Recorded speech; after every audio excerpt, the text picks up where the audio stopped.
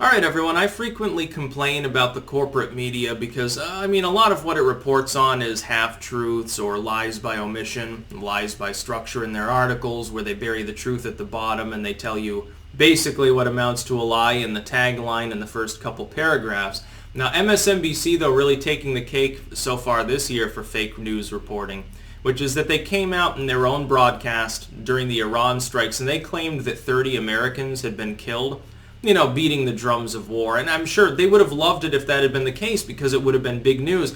I think that Trump gave them all blue balls and they're all really, really upset that there's not a war with Iran going on right now, which is why yesterday, and you'll see this over the coming weeks, anytime somebody fires one of those primitive rockets, the unguided, extremely sub-short range rockets like Palestine fires every day, anytime one of those is fired near the green zone for the next couple weeks, it's going to be front page news, even though it was happening all along. Anyway, MSNBC reported that a bunch of Americans had been killed in the Iran strikes. They didn't redact that report for some time, even after it became evident that that wasn't the case and had been contravened by the U.S. military and apparently by the Iranian news sources. MSNBC thus taking the cake so far, an early lead, only a week and a half into the year, and MSNBC already holds the crown, at least for the moment, on fake news. Now, of course, this tends to bounce around throughout the year, or even within a month, from news service to news service, but it's always invariably a corporate media network. Now, let me ask you something. Since these tech firms, YouTube, Facebook, Twitter, all these groups, are so concerned about fake news and how the agenda can be built by things that aren't true and it could be propaganda. What about fact-checking by these legacy media firms like MSNBC or Fox? What about their fact-checking, because it seems to be bullshit? Remember that the Covington kids, or at least Sandman, I think it was a separate lawsuit against CNN, just got settled out, which is an admission essentially by CNN that it done goofed and realized that it did and wanted to cut its losses and just give them a payoff to not badmouth them too much in public. When are these groups going to get held to the same standards as some random YouTuber? Because looking at a bunch of YouTubers and other content creators on alt tech now, I'm no longer just a YouTuber, I'm almost more of a bit shooter at this point. I take seriously, if I report something that is not factual, I try to take that material down and then elaborate and correct myself.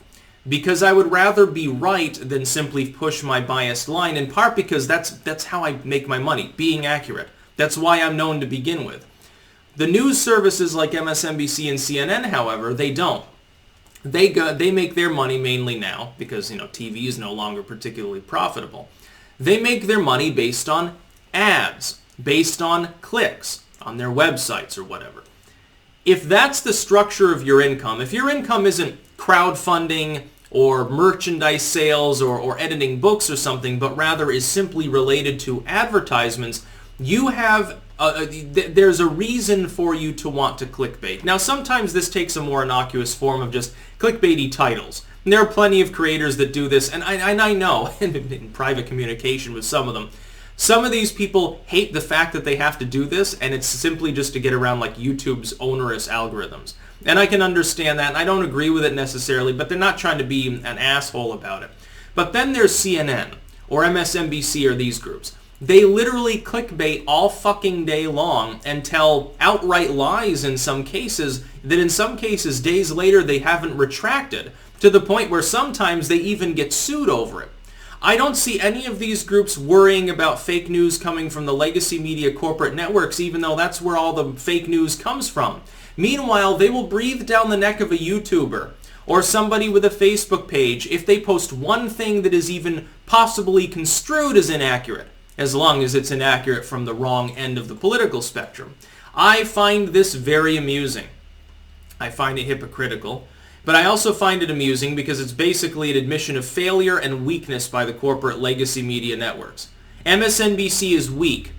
And finally, we have an internet now that's interconnected enough, instantaneous enough, where people can call them out. Now what's Twitter working on? Just taking one site alone. Twitter is now, in the coming months, I guess, going to roll out a feature whereby when you make a post, you can keep people from even commenting on it, which basically defeats the purpose of Twitter now, doesn't it?